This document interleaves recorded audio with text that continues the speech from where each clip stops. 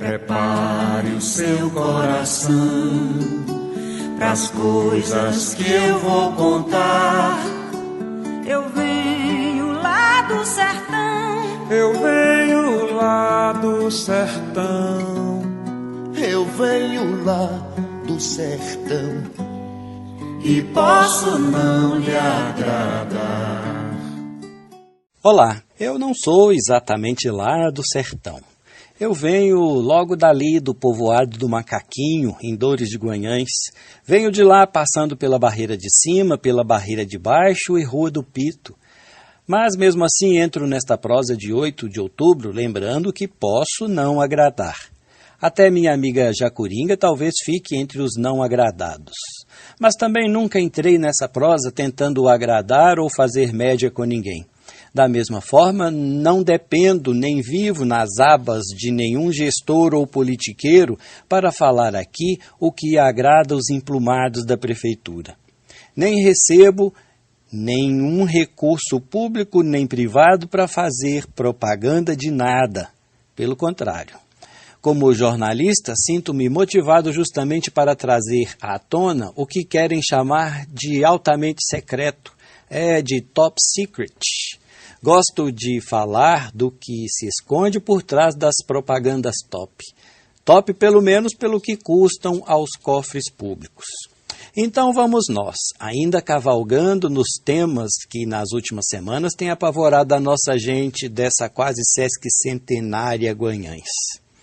A falta de água e a falta de transporte escolar, que deixa crianças e adolescentes das áreas rurais sem aulas. Sobre a questão da água, na última terça-feira, falei resumidamente de como a autarquia estava até 2012 e no que se tornou nos últimos 3 anos. Deixei muitas perguntas no ar, que na verdade nem precisavam ser feitas, nem por mim, nem por nenhum cidadão. Isso se o site da autarquia tivesse seguido a linha de gestão transparente que mesmo antes da existência da lei federal já tinha implantado em seu site. O SAAI vinha na vanguarda, mas assim como o monitoramento 24 horas do nível de água nos reservatórios, o portal da transparência e o atendimento à imprensa não funcionam mais.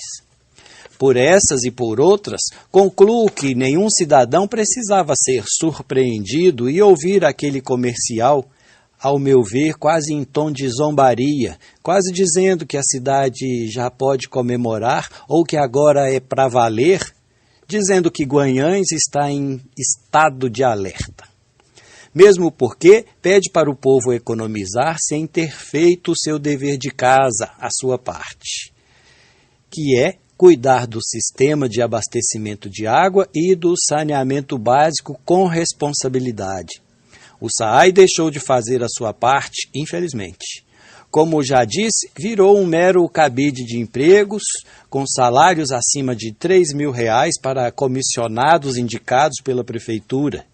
Ninguém nos disse ainda o nome do engenheiro responsável pela coordenação de obras e manutenção da autarquia.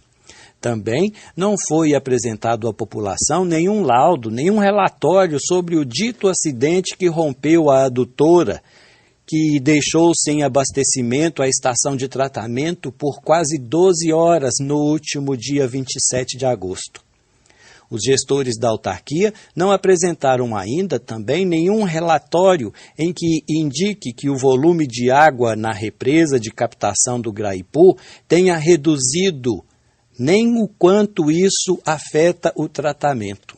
Será que daquela captação não se pode mais retirar os 62 litros de água por segundo como antes?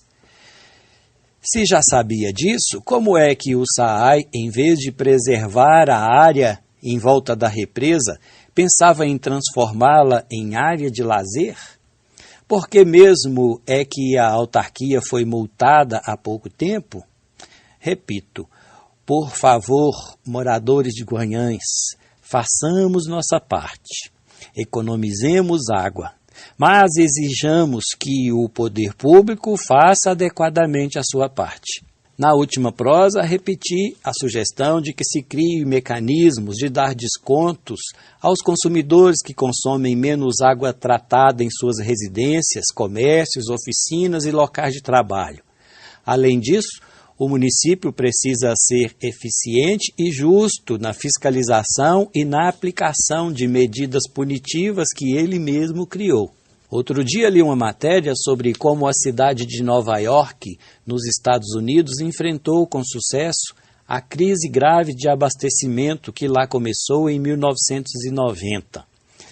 Lá, com períodos de seca, os reservatórios caíram 27% nos seus níveis de água e o consumo crescia perigosamente.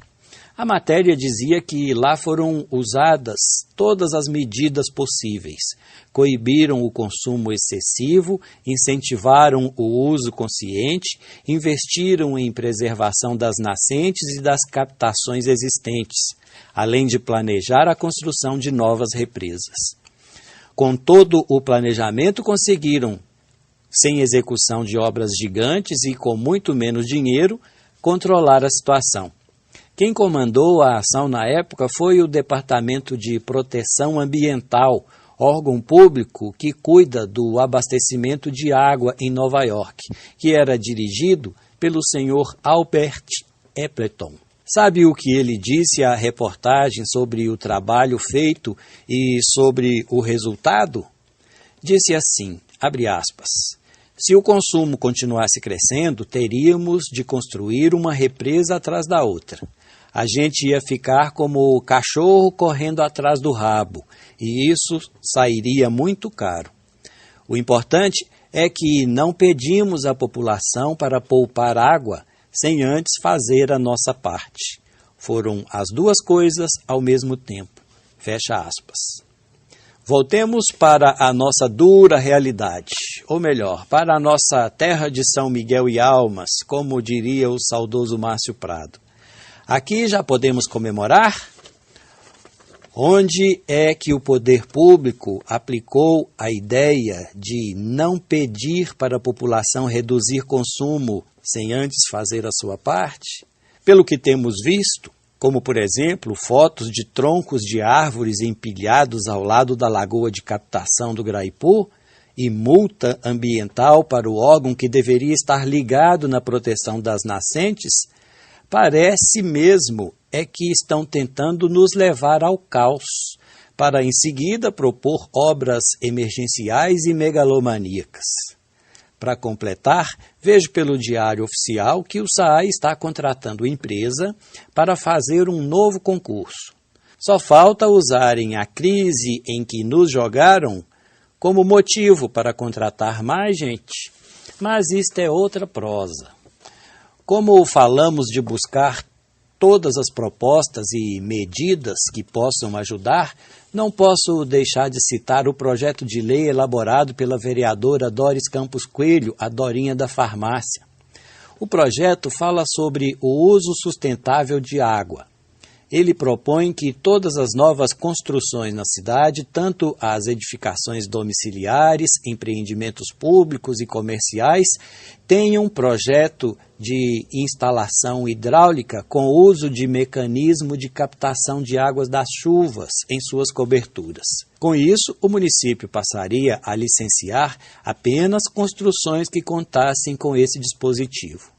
Concordo com a opinião da vereadora que diz assim na justificativa de sua proposta, abre aspas, o reaproveitamento da água da chuva é uma ação sustentável e pode ser feita com um custo razoável, trazendo benefícios muito maiores para que a cidade enfrente problemas como a falta de água, fecha aspas. O projeto é bem interessante e muito detalhado. Penso que a Câmara deve analisá-lo com muita atenção e até enriquecê-lo com novas ideias. Segundo a vereadora Dorinha, a única dúvida é se a proposta de lei, neste caso, será interpretada como aquelas que são prerrogativas do prefeito. Mas, caso seja, ela poderá encaminhá-lo para a prefeitura a título de contribuição com a gestão do prefeito Ladinho. Aliás, não será a primeira vez que a Dorinha faz isto. Agiu da mesma forma em relação à proposta de liberação de internet gratuita para a população de baixa renda e liberação de sinal Wi-Fi nas praças. Um amigo lá da Rua do Pito me disse que na semana passada, quando foi inaugurar os equipamentos de ginástica construídos lá, perto da Cascalheira, com apoio do governo do estado de Minas, o prefeito Ladinho teria dito que a oposição tem atrapalhado sua gestão. Pois é, diante do comportamento da vereadora Dorinha, da presidente da Câmara, Luísa Amélia, da vereadora Anídia de Paula e também do Demétrio Ayala e do Lucimar Pinto, fui obrigado a duvidar deste meu amigo.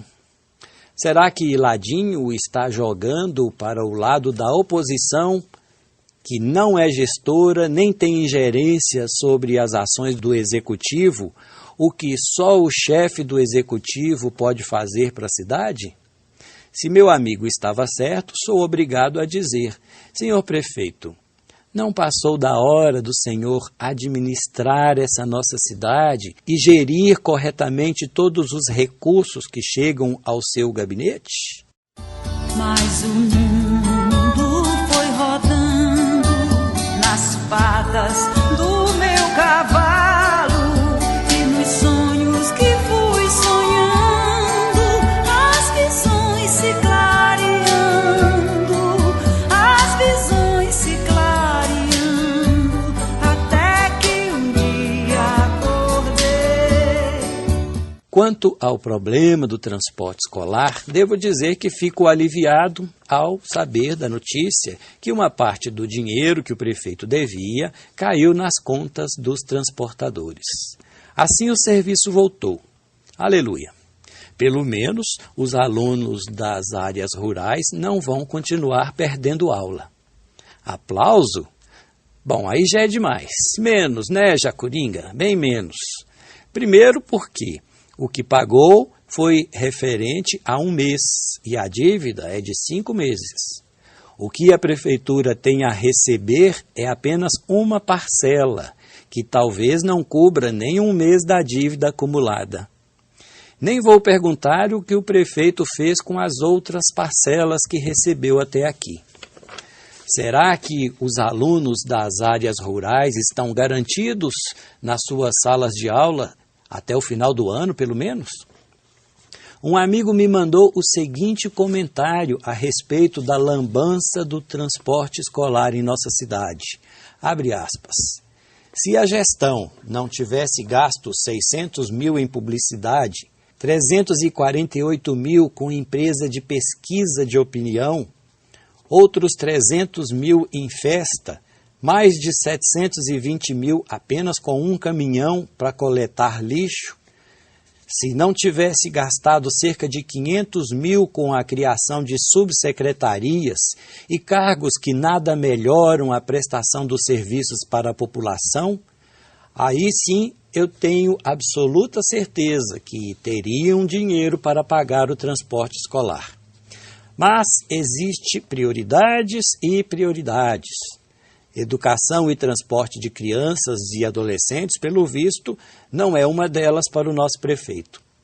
A propósito, a prefeitura também está devendo para a empresa do caminhão de lixo algo em torno de R$ 480 mil, tudo isso de pagamentos atrasados. Mas o prefeito e seus apoiadores preferem jogar a culpa no governo do estado. Tem fornecimento de alimentação Marmitex do Bar do Joãozinho, que também parou de fornecer por falta de pagamento. Tem clínicas médicas com serviços suspensos, etc, etc. Mas é tudo culpa do governo estadual ou do federal. E nunca falta a gestão municipal, que não consegue gerir os recursos. Fecha aspas. Pois é, meu amigo, sabemos que a responsabilidade pelo transporte escolar de alunos é compartilhada entre as esferas federal, estaduais e municipais. As prefeituras ficam responsáveis por gerenciar o transporte, enquanto o Estado e o governo federal fazem a transferência de recursos para possibilitar a manutenção e custeio do serviço de transporte. O valor repassado pela Secretaria Estadual de Educação é referente ao transporte de alunos da rede estadual. Os valores dos convênios podem ser repassados em parcela única para os municípios ou em 3 parcelas iguais para os municípios que recebem quantias maiores. Aliás, por falar nisso, o governador Pimentel anunciou na semana passada a liberação de 60 milhões de reais a mais para o transporte escolar no estado em 2015. Recursos que serão utilizados pelos municípios para o transporte de estudantes da rede pública que moram na zona rural. Outra iniciativa do governo do estado foi o envio para a Assembleia Legislativa de um projeto de lei que cria o Programa Estadual de Transporte Escolar, o PTE-MG, cujo objetivo é transferir recursos financeiros de forma direta e automática, sem a necessidade de assinar convênios com os municípios. Com isso, agiliza o processo todo. Aliás, esse projeto, segundo informações mais recentes, já foi aprovado pela Assembleia Legislativa. Mas isso é outra prosa. Pena que não posso confiar muito que essa desburocratização feita pelo governo do estado em relação aos repasses estaduais e o aumento significativo do valor do repasse, o que não é imediato, que isso venha a resolver de vez a situação do transporte escolar em nossa cidade. Trago 2 exemplos bem claros que indicam que o problema de nossa cidade é de administração ineficaz ou de gestão incompetente dos recursos financeiros, e não exatamente da falta desses recursos. Pesquisei os dados oficiais de transferências para os municípios, tanto no portal da Transparência da União como no do Estado de Minas. Pesquisei um município bem menor que Guanhães, mas um vizinho bem próximo, Senhora do Porto. Vamos lá. A Prefeitura de Senhora do Porto, conforme esses portais, recebeu da União e do Estado de Minas o total de R$ 6.806.999,79 no primeiro semestre deste ano.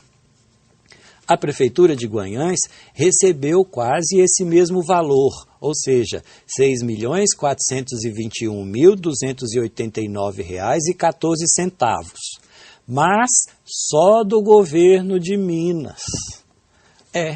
No primeiro semestre deste ano, o total recebido pelo gabinete do prefeito, juntando os repasses da União e do governo do estado, somam R$ 29.831.873,03, 5 vezes mais que o município de Senhora do Porto.